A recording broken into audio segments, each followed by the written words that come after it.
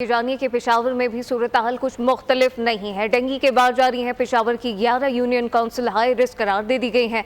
DHO Peshawar का कहना है कि अवाम एहतियाती तदाबीर इख्तियार करें। तफसीलात आसिफ शहजाद से जानते हैं। जी आसिफ।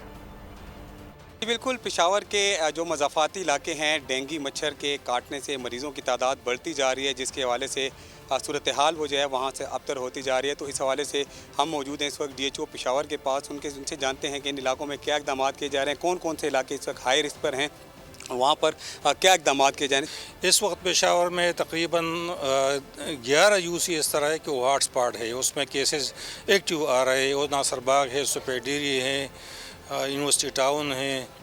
जी बिल्कुल, आज से खसूसी मुहिम का आगाज़ कर दिया गया है कि जो बताया गया है कि 11 से ज़ायद ऐसी यूनियन कौंसिल हैं जो कि हॉट स्पॉट है। तो वहाँ पर जो ज़िले इंतज़ामिया समेत जो DHO पेशावर और दीगर महकमा हेल्थ है, वो घर घर जाकर जो शहरियों को नालवा तर्फ करने के हवाले से बता रहे हैं और वहाँ पर बहुत शुक्रिया आपका। सब्सक्राइब करें और बेल दबाएं ताकि कोई खबर रह न जाए।